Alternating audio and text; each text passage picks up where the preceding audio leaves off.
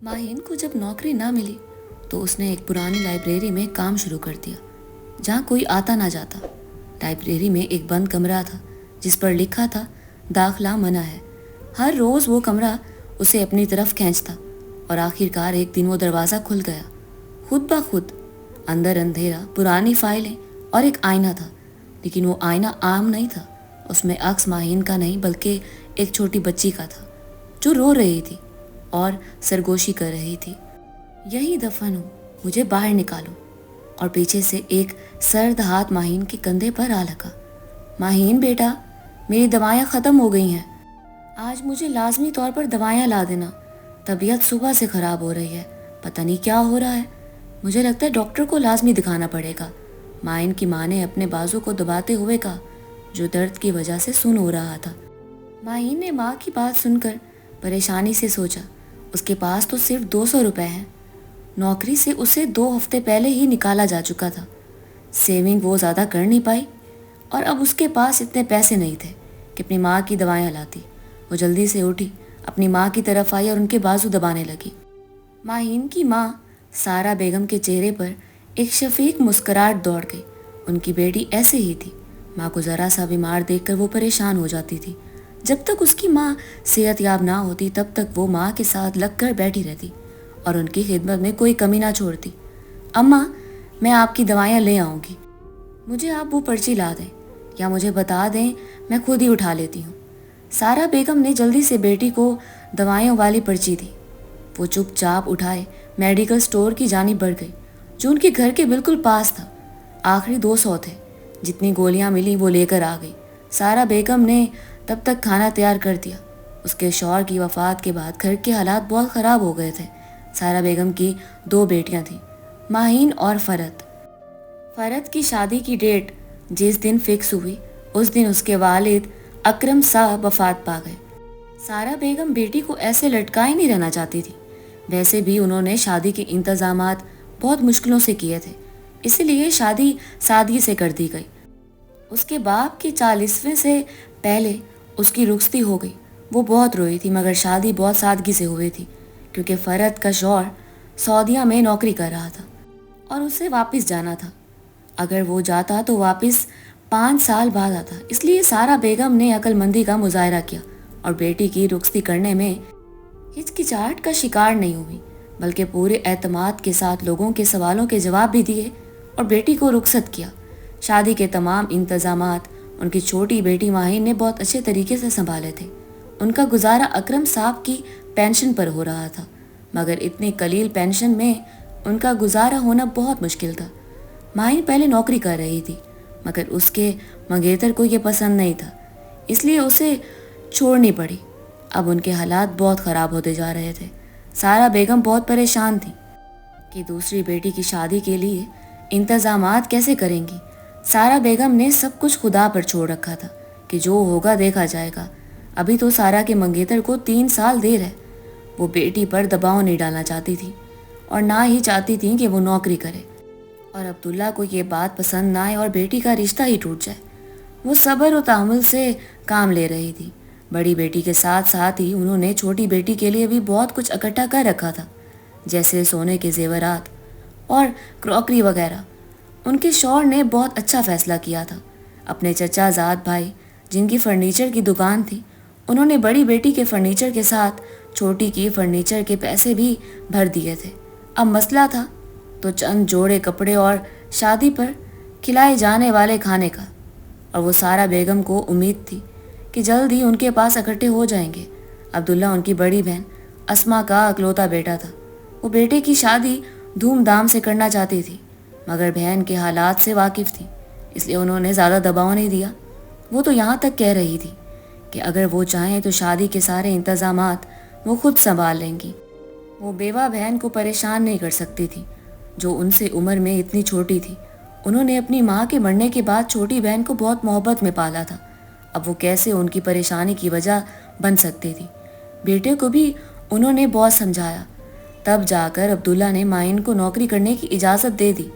उसने इजाज़त तो दे दी थी, मगर आजकल की महंगाई के दौर में नौकरी करना और नौकरी मिलना कहाँ आसान था।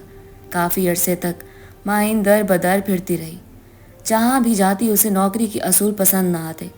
कहीं काम ज़्यादा तो पैसे कम होते थे, और ज़्यादातर तो मसला यही था कि वो दूर थे और माहीन के आने जाने का बहुत ज़्यादा मसला बन रहा था। 3-4 बसें बदल कर वो ऑफिस नहीं जा सकती थी। जितना वो कमाती सारा तो उसे सफ़र करने में ही लगाना पड़ता। यही सोच के उसने बहुत सी नौकरियां ठुकरा दी। बड़ी मुश्किल से उनका गुजारा हो रहा था। महंगाई के इस दौर में 15,000 के साथ किसका घर चलता है। माहीन बहुत परेशान थी, मगर वो माँ के सामने जाहिर नहीं करना चाहती थी। सारा बेगम वाकिफ थी कि उनकी बेटी ने टेंशन ली हुई है। एक दिन अपने पास बिठाकर उन्होंने बेटी को खूब समझाया। माहीन समझ तो गई, मगर वो नौकरी की तलाश में निकल खड़ी हुई। उसकी माँ उसे मना करती रही, मगर वो कंप्रोमाइज़ नहीं कर सकती थी। उसकी माँ की सेहत का सवाल था। महीने में 7,000 की तो उसकी माँ की दवाएं आ जाती थी। बाकी भी तो अखराजात निकालने होते थे, राशन भी लेना होता था। माइन चाहती थी कि उनके पास अच्छे खासे पैसे जमा हो जाए और उन्हें किसी के सामने हाथ ना फैलाना पड़े। अब्दुल्ला पहले ही कह गया था, शादी के बाद सारा बेगम उनके साथ रहेंगी ताकि उनके अखराजात के मामले में परेशान न होना पड़े। वैसे भी वो एक बीमार औरत थी, उन्हें अकेले नहीं रहना दिया जा सकता था। अब्दुल्ला के इस फैसले से मुतासिर होकर माही ने शादी का फैसला किया था, वरना तो वो शादी के खिलाफ थी। वो चाहती थी कि बाप के बाद वो अपनी माँ की खिदमत करे और उसका ख्याल करे, मगर अब्दुल्ला की बातों ने उसके फैसले में दरार डाल दी और यूं वो उससे शादी को तैयार हो गई। मगर फिलहाल मंगनी हुई थी, अभी शादी होना बाकी थी। एक रोज़ अब्दुल्ला ने उसे फ़ोन किया और उसे एक लाइब्रेरी के बारे में बताया जहाँ उसे माहाना 20,000 मिल रहे थे, और लाइब्रेरी ज़्यादा दूर भी नहीं थी। वो पैदल चलकर भी आसानी से जा सकती थी। अलबत्ता वो लाइब्रेरी कितनी अरसे से बंद थी, उसकी वजह ये थी कोई लाइब्रेरियन वहाँ मौजूद नहीं था। लोग बंद लाइब्रेरी को देखकर ही रुख बदल लेते। जब लाइब्रेरी खुली तो पहले तो कुछ लोगों ने आना शुरू किया, मगर फिर उन्होंने भी आना छोड़ दिया। माहीन बड़ी परेशान हुई कि ये सब क्या हो रहा है। शुरू में ऐसे हालात की समझ ही नहीं आ रही थी। वो बहुत बोसीदा लाइब्रेरी थी और उसमें किताबें भी पुराने दौर की थी जो नए दौर के बच्चे पढ़ना पसंद ना करते। यही वजह थी कि वो लाइब्रेरी अक्सर वीरान रहती। माहीन को किताबें पढ़ने का बहुत शौक था। उसने लाइब्रेरी में काम करना शुरू किया तो ज़्यादातर वक्त उसकी किताबें पढ़ने में ही गुजर जाता। लाइब्रेरी में कोई आता तो था नहीं, ना ही उसे काम करना पड़ता। वो लाइब्रेरी असलम नामी एक शख्स की थी जो वफात पा चुका था। उसके बेटे अमेरिका रिहाइश पजीर हो चुके थे। उनके बाप की ख्वाहिश थी कि कभी भी ये लाइब्रेरी बंद नहीं होनी चाहिए। लोग ऐसे ही इल्म से फ़ायदा उठाते रहे। जाने वो ऐसी अजीब सी ख्वाहिश क्यों करके गए थे। वो खुद भी एक लिखारी थे और उनकी ज़्यादातर किताबें यहाँ मौजूद थीं। अपने सुकून के वास्ते उन्होंने लाइब्रेरी बनाई, मगर जब लोग वहाँ आने के लिए उनसे दरख्वास्त करने लगे, उन्होंने सबके लिए लाइब्रेरी का दरवाज़ा खुला रखा। यूँ वो ज़ाती लाइब्रेरी सबके लिए खोल दी गई, जहाँ लोग अपनी मर्ज़ी से आते। अगर किसी भी वक्त कोई किताब पढ़ना चाहता तो वो असलम साहब के घर जाता, दरवाज़ा खटखटा के वहाँ से चाबी लेता, जो किताब उठाता वहाँ रजिस्टर पर दर्ज करता, ताला देकर वापस चाबी असलम साहब को दिया करता था। जब लोग उनसे किताबें मांगते तो उन्हें बहुत खुशी होती। उनके बच्चे उन्हीं की ख्वाहिश पूरी करने के लिए वहाँ कई लाइब्रेरियन बिठा चुके थे, मगर कोई भी ज़्यादा अरसा तक वहाँ टिक ना पाया। यही वजह थी कि वो लाइब्रेरी धीरे धीरे बंद होती गई। ना जाने असलम के बेटे शफीक को कैसे ख्याल आया। उसने एक लाइब्रेरियन की नौकरी के लिए अखबार में इश्तिहार छपवा दिया। वहाँ से अब्दुल्ला ने देखा और फ़ौरन माहीन को इतला की, क्योंकि उसे नौकरी की ज़रूरत थी। जब वो वहाँ गई तो पहले दिन ही उससे काम पर रख लिया गया, क्योंकि मालकान यहाँ नहीं रहते थे, वरना ज़रूर उसका इंटरव्यू लिया जाता। इंटरव्यू उसका ऑनलाइन हुआ था, जहाँ उसे मुख्तसर सवालों के जवाब देने पड़े थे। 6 महीने की तनख्वाह एडवांस में उसे दे दी गई थी। कई लोगों का कहना था कि उन्होंने लाइब्रेरी में इंसानों के अलावा किसी की मौजूदगी देखी है। जब ये बात हर तरफ मशहूर हुई तो लोगों ने आना छोड़ दिया। शुरू में तो माहीन को भी डर लगा, मगर फिर उसे आदत हो गई। वो किताबों में इतनी खो जाती थी कि उसे महसूस ही ना होता कि इतना जल्दी वक्त कैसे बीत गया। अब तो वो घर में भी किताबें लाने लगी। कुछ सारा बेगम की पसंदीदा किताबें थीं जिन्हें वो रात को पढ़कर सुनाया करती थी। سارا بیگم کو بھی بیٹی کی نوکری بڑی اچھی لگی تھی. اکثر اوقات وہ بھی بیٹی کے ساتھ لائبریری پہنچ جاتی اور کتابوں سے مستفید ہوتی تھی. وہ انٹر تک پڑھی تھی، اسی لیے اردو پڑھنا ان کے لیے کوئی مشکل کام نہیں تھا. دوسرا کتب بھی نہیں، انہیں وراثت میں ملی تھی. گھر اکیلی بور ہوتی رہتی تو بیٹی کے ساتھ جا بیٹھتی. اس طرح اکیلی ماہین بھی پریشان نہ ہوتی تھی اور سارا بیگم بھی خوش خوش رہتی. جو فرحت کو پتہ چلا کہ ماں بیٹی آج کل لائبریری کے چکر لگا رہی ہیں تو انہیں پہلے تو حیرت ہوئی، مگر پھر خوشی ہوئی کہ شکر ہے اماں اور ماہین نے خود کو ابا کے غم سے نکال لیا ہے، ورنہ تو ابا کی وفات کے بعد ماہین بہت پریشان رہنے لگی تھی. اس کا چہرہ زرد ہو چکا تھا اور اکثر بیمار رہتی. فرحت 7 سمندر پار بیٹھ کر ان کی فکریں لیے بیٹھی رہتی. سارا بیگم اسے سمجھاتی بھی تھی کہ تم اپنے گھر پر توجہ دو، یہاں والوں کی فکریں چھوڑ دو، سب صحیح ہو جائے گا.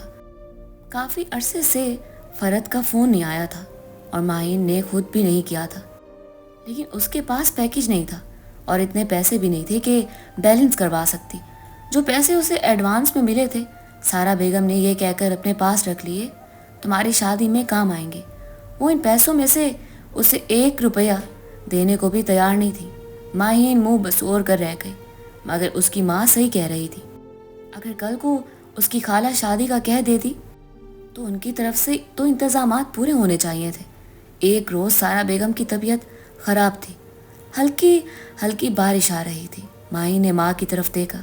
وہ کہنے لگی تم پورے پیسے لے چکی ہو، اب چھٹی نہیں کر سکتی، تم کام پر جاؤ، فکر مت کرنا، اگر میری طبیعت زیادہ خراب ہوئی میں خود بھی وہیں آ جاؤں گی، تم آدھی ہی چھٹی کر لینا، ویسے بھی تو اسے ویران لائبریری میں کوئی نہیں آتا. ماہین نے اپنی اماں کو گھور کر دیکھا جو لائبریری کے بارے میں ایسا کہہ رہی تھی. حالانکہ ماہین سے زیادہ انہوں نے وہاں کی کتابیں پڑھ رکھی تھیں جو ان کے دور کی تھی.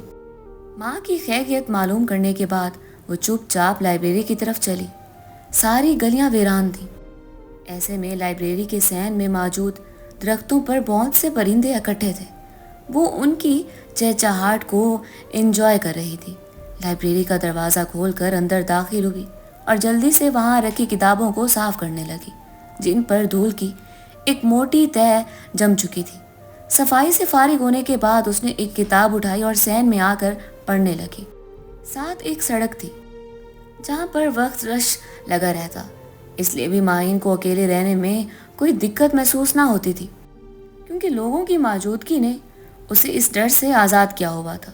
وہ کتاب چھوٹی سی تھی، اس نے جلد ہی پڑھی اور چپ چاپ اس لائبریری کی جانب قدم بڑھا دیے تھے کیونکہ بارش میں تیزی آ رہی تھی. وہ جلدی سے سب کچھ سمیٹنے لگی. تبھی اس کی نظر لائبریری میں موجود ایک کمرے پر پڑی جس پر ایک جملہ لکھا ہوا تھا. دھول مٹی کی وجہ سے وہ جملہ صحیح دکھائی نہیں دے پا رہا تھا. اسے پڑھنے کے لیے ماہین آگے بڑھی. وہ دروازہ بند تھا. ہزاروں کوششوں کے بعد بھی ماہین سے نہ کھلا. اس نے دھول مٹی ہٹائی تو وہاں پر لکھا تھا داخلہ ممنوع ہے. وہ سمجھی شاید لائبریری کے کچھ کاغذات پڑے ہوں گے جو اہم ہوں گے اور عام لوگوں کے لیے وہاں جانا اس لیے ممنوع ہوگا، اس لیے یہاں ایسے لکھ دیا گیا ہے. مگر وہ تو لائبریرین تھی، اس لیے اسے اندر جانے سے بھلا کون روک سکتا تھا؟ ویسے بھی یہاں کوئی آتا جاتا نہیں تھا. یہ سوچ کر اس نے کمرہ کھولنا چاہا مگر وہ کھل نہیں پا رہا تھا. بارش تیز ہوتی جا رہی تھی. اس نے سوچا کل آ کر دیکھ لے گی. یہ سوچ آتے ہی اس نے جلدی سے اپنا سامان اٹھایا اور وہاں سے نکل گئی. لائبریری کا تالا دیتے ہوئے اسے ایسے محسوس ہوا جیسے کسی نے اندر سے اس کمرے کا دروازہ کھولا ہو، مگر اس نے غور نہیں کیا. عجلت میں وہ گھر آ گئی. اس کی ماں ابھی تک سوئی پڑی تھی. آتے ساتھ ہی اس نے کھانا بنانا شروع کر دیا. اس کی ماں بیمار تھی اور وہ کھانا نہیں بنا سکتی تھی. لائبریری کی ویڈیو بنا کر اسے ہر روز بھیجتی ہوتی تھی. اس کا مالک اس کے کام سے بہت خوش تھا. اس نے 10,000 ماہانہ اس کی تنخواہ بڑھا دی. اس نے لائبریری کے نام سے فیس بک پر ایک پیج بنا دیا. لوگ وہاں موجود کتابوں کو دیکھتے اور آن لائن کتابیں منگوا لیا کرتے تھے. یہ آئیڈیا بھی ماہین کا تھا جو شفیق احمد کو بہت پسند آیا تھا. ادب سے تعلق رکھنے والے یہ لوگ کتابیں پڑھنے کے بعد اس پر تبصرہ لکھتے یوں وہ کتابیں بھی بہت عرصہ پہلے یہاں قید کر دی گئیں، اپنی مقبولیت کو چھونے لگیں. اس خوشی میں شفیق احمد نے اس کی تنخواہ بڑھا دی تھی کیونکہ جب اس نے ماہین کی تنخواہ 20,000 رکھی تھی تو اس کی بیوی نے اسے بہت بار سمجھایا تھا کہ مہنگائی کے اس دور میں یہ تنخواہ بہت کم ہے، چاہے اس کا وہاں کام کتنا بھی ہو، لیکن اتنی کم تنخواہ نہیں ہونی چاہیے۔ تب سے اسے احساس تھا اور وہ چاہتا تھا کہ اس کی تنخواہ بڑھا دی جائے۔ یوں تو اسے موقع بھی مل گیا تھا، اس نے آرام سے ماہین کی تنخواہ بڑھا دی۔ یوں وہ جو کچھ ایڈوانس دے چکا تھا اس کے علاوہ بھی ماہین کو ہر مہینے 10,000 ملنے لگا۔ وہ بہت خوش تھی، سارا بیگم کی پریشانی بھی دور ہو چکی تھی۔ اگلے روز وہ پھر سے لائبریری گئی تو اب کی بار بھی سارا بیگم نے اس کے ساتھ جانے سے انکار کر دیا، تو وہ خود ہی عبایا پہننے کے بعد لائبریری کی طرف چل پڑی۔ آج اسے ایسے محسوس ہو رہا تھا جیسے وہ کسی خاص مقصد کے تحت وہاں جا رہی ہے۔ اس نے گھر میں پڑھی ہوئی کتابیں اٹھائی ہوئی تھیں جو بہت بھاری تھی۔ بڑی مشکلوں سے وہ لائبریری پہنچی۔ اس نے کتابیں اچھے سے سیٹ کی۔ اس کی نظر سامنے اسی دروازے پر گئی جو کل اسے کھل نہیں رہا تھا۔ وہ جلدی سے اس کے قریب گئی تو دیکھا دروازہ کھلا ہوا تھا۔ اسے بہت حیرت ہوئی کہ کل تو نہیں کھل رہا تھا اور آج پہلے سے کھلا ہوا ہے۔ پہلے وہ سوچنے لگی شاید اس کی غیر موجودگی میں کسی نے کھولنے کی کوشش کی ہے، مگر لائبریری کی ساری کھڑکیاں بند تھیں۔ دروازے کو وہ خود تالا لگا کر گئی تھی۔ اس نے ساری کھڑکیاں اچھے سے چیک کی تو بند تھیں۔ اسے اطمینان ہو گیا کہ ایسا کچھ نہیں ہوا۔ وہ دروازے کی طرف گئی تو دروازہ خود ہی کھلتا گیا۔ سارے کمرے میں اندھیرا تھا۔ وہاں کھڑے ہو کر سانس لینے میں بھی دقت ہو رہی تھی۔ ماہین نے جلدی سے کمرے کی بتی آن کی تو کمرہ روشنی سے نہا گیا۔ اس میں دھول اور مٹی کی ایک موٹی تہہ جم چکی تھی، جیسے بہت وقت سے یہاں کوئی نہ آیا ہو۔ ٹیبلز پر بہت سی فائلیں پڑی ہوئی تھیں اور فائلوں کو دیکھنے لگی۔ لائبریری میں کون کب آیا اور اس نے کون سی کتاب اٹھائی، اس بات کا سارا ریکارڈ فائلوں میں موجود تھا۔ اسے ان فائلوں میں کوئی دلچسپی محسوس نہ ہوئی۔ تبھی وہاں موجود ایک آئینے نے اس کی توجہ کھینچ لی۔ پہلے تو اسے لگا کہ شاید کسی بچی کی تصویر ہے جو شیشے میں فریم کروائی گئی ہے، مگر جب اس نے غور کیا تو یہ ایک خاص قسم کا شیشہ تھا جو عام شیشوں سے بہت مختلف تھا، جو بالکل ایک پینٹنگ کی طرح لگ رہی تھی۔ اس میں موجود بچی کی تصویر ہلنے اور بولنے لگی۔ حیران ہو کر وہ آگے بڑھی اور اس بچی کو سننے کی کوشش کرنے لگی۔ اس شیشے میں اس کے عکس کی بجائے کسی بچے کے عکس دکھائی دے رہا تھا۔ اس نے سرگوشی کرتے ہوئے کہا، مجھے بچا لو، میں یہیں دفن ہوں۔ یہی سن کر ماہین پریشان ہو گئی اور ڈر کے مارے اچھل کر 2 قدم دور ہوئی۔ ابھی وہ حیرت سے اس شیشے کو گھور رہی تھی جب ایک سرد ہاتھ اس کے کندھے پر آ لگا۔ وہ ڈر گئی۔ خوف کے مارے اس کی آنکھیں پھیل گئیں اور سانسیں 2 منٹ کے لیے رک گئی۔ سب کچھ ایسا لگ رہا تھا جیسے کسی ڈراؤنی فلم کا سین چل رہا ہو۔ اس کا سارا جسم کپ کپا رہا تھا۔ وہ ڈرتے ہوئے جیسے مڑی، سامنے موجود شخصیت کو دیکھ کر اس کے ذہن میں مختلف سوال گردش کرنے لگے۔ وہ کوئی آدمی تھا جس کا قد ماہین سے بھی چھوٹا تھا، مگر چہرہ بتا رہا تھا کہ عمر 40 برس ہوگی۔ وہ ماہین کی طرف بڑھا اور کہنے لگا، کون ہو تم؟ کیا تمہیں دروازے پر لکھے ہوئے الفاظ سمجھ نہیں آئے؟ کیوں اندر آئی ہو؟ جاؤ یہاں سے اور دوبارہ میں تمہیں یہاں نہ دیکھوں۔ یہ کہہ کر وہ آدمی جانے لگا جب ماہین نے کہا، میں یہاں سے نہیں جاؤں گی۔ اور یہ بچی کون ہے؟ میں پیچھے مڑی شیشے کی جانب دیکھا تو کوئی بچی نہیں تھی۔ میں حیران ہوئی، میں نے اپنی انہی آنکھوں سے اس بچی کو شیشے میں دیکھا تھا، پھر وہ کہاں گئی؟ ماہین پریشان ہو گئی تھی۔ وہ آدمی ماہین کو ایسے نظر انداز کر رہا تھا جیسے وہ اسے دکھائی بھی نہیں دے رہی۔ وہ جانے لگا تبھی میں اس کے سامنے اور اس سے پوچھنے لگی، یہ سب کیا ہے؟ اگر تم نے مجھے کچھ نہ بتایا تو میں یہ شیشہ توڑ دوں گی یا پولیس کو اطلاع کر دوں گی، بلکہ میں بھی شفیق صاحب کو فون کر کے بتاتی ہوں۔ تو وہ کہنے لگا، یہاں مجھے تمہاری نگرانی پر شفیق صاحب نے رکھا ہوا ہے اور تمہیں زیادہ مجھ سے سوال جواب کرنے کی ضرورت نہیں ہے، کیونکہ اسلم صاحب کے بعد اس لائبریری کا مالک مجھے بنا دیا گیا تھا، مگر کاغذات میرے نام نہ ہو سکے، اس لیے میں کسی کو بھی جواب دے نہیں ہوں۔ یہ تو شفیق کی وجہ سے میں چپ ہوں، ورنہ یہ لائبریری کب کی بک ہو چکی ہوتی۔ اور تم مجھے آئندہ یہاں دکھائی مت دینا، ورنہ مجھ سے برا کوئی نہیں ہوگا۔ مجھے تمہاری حرکت بالکل پسند نہیں آئی۔ میں شفیق صاحب کو کہوں گا، وہ تمہیں نکال دیں گے۔ میں اس کے سامنے کھڑی تھی، میں کہنے لگی، نہیں ایسا مت کرنا، بس مجھے یہ بتا دو وہ لڑکی کیا کر رہی تھی یہاں؟ میں نے تو اسے خود اپنی آنکھوں سے دیکھا ہے۔ وہ آدمی کہنے لگا، یہ وجہ جاننے کے بعد بہت سے لوگ اس لائبریری کی رکھوالی کرنے سے انکار کر چکے ہیں۔ نوکری چھوڑ کر جا چکے ہیں۔ میں تمہیں نہیں بتا سکتا، لڑکی چلی جاؤ یہاں سے۔ میں بھی اس کے سامنے کھڑی ہوگی اور کہنے لگی نہیں، میں یہاں سے نہیں جاؤں گی جب تک مجھے تم نہیں بتاؤ گے۔ میں تم سے وعدہ کرتی ہوں اس کے بعد بھی میں یہاں نوکری کروں گی۔ تب بھی بعد میں وہ کہنے لگا، یہ اسلم صاحب کی بیٹی ہے جو شادی والے دن گھر سے بھاگ گئی تھی۔ اسلم صاحب اس معاملے میں بڑے سخت انسان تھے۔ ان سے یہ حقیقت تسلیم نہ ہوئی اور بیٹی کی بھاگ جانے کی خبر نے انہیں دل کے مرض میں مبتلا کر دیا۔ وہ کسی کو بھی منہ دکھانے کے قابل نہیں رہے تھے۔ ان کی بیٹی حاملہ تھی، وہ اس کی شادی بھی نہیں کروا سکتے تھے، بن ماں کی بچی تھی۔ اس کا بھائی کو جیسے ہی پتہ چلا وہ تو اس کو مارنے کے در پر ہو گیا تھا۔ اسلم صاحب نے سمجھداری سے کام لیا اور بیٹی کو یہاں ایک کمرے میں بنوا کر وہیں بند کر دیا اور سامنے ایک ایسا شیشہ لگوا دیا جو بظاہر تو شیشہ لگتا ہے مگر ایک دروازے کا کام کرتا ہے۔ یہ اس کمرے کا دروازہ ہے جہاں ان کی بیٹی قید تھی۔ ان کی بیٹی پیدا ہوئی۔ ان کی بیٹی تو کب کی وفات پا چکی ہے۔ یہ ان کی نواسی ہے، لیکن اسلم صاحب سے میں نے وعدہ کیا تھا میں کبھی بھی اسے یہاں سے باہر نہیں نکالوں گا، نہ ہی وہ اپنی ماں کے نقش قدم پر چلے گی، کیونکہ اسلم صاحب کی بیوی شادی کے بعد بھاگ گئی اور ان کی بیٹی نے بھی بھاگ کر شادی کی تھی۔ اسلم صاحب چاہتے تھے کہ ان کی نواسی ماں اور نانی کے نقش قدم پر نہ چلے، اسی لیے انہوں نے ایسے ہی اسے یہاں قید رکھا۔ اسے یہاں سے باہر کوئی بھی نہیں نکال سکتا، خود شفیق صاحب بھی نہیں۔ اس آدمی کی بات سن کر ماہین کو افسوس ہونے لگا۔ ماہین نے سوچا کہ اس بچے کو یہاں سے نکال کر رہوں گی۔ ماہین نے شفیق صاحب سے بات کی اور ان کو یقین دلوایا کہ اس بچی کا مستقبل بدلنے میں ہر ممکن کوشش کرے گی۔ وہ مان نہیں رہے تھے۔ 3 مہینے کی محنت کے بعد تب جا کر شفیق صاحب نے ماہین کی بات مان لی اور اس لڑکی کو اپنے پاس امریکہ بلا لیا۔ یوں جب لوگوں میں خبر گئی کہ لائبریری کے معاملات طے ہو چکے ہیں تو یہاں لوگ آنے لگے اور شفیق صاحب کی بدولت نئی کتابیں بھی رکھ دی گئیں تاکہ لوگوں کا رجحان بڑھے۔ اس کے بعد ماہین کی شادی ہوئی تو تب بھی اس نے یہ نوکری نہ چھوڑی، کیونکہ یہ لائبریری اس کے گھر کے بالکل پاس تھی۔ سارا دن بور ہونے سے اچھا تھا کہ وہ یہاں لائبریری آ جاتی اور وہ اکثر کتابیں پڑھنے کے لیے یہاں آتی رہی، جو اس کی وجہ سے یہ ویران لائبریری آباد ہو گئی۔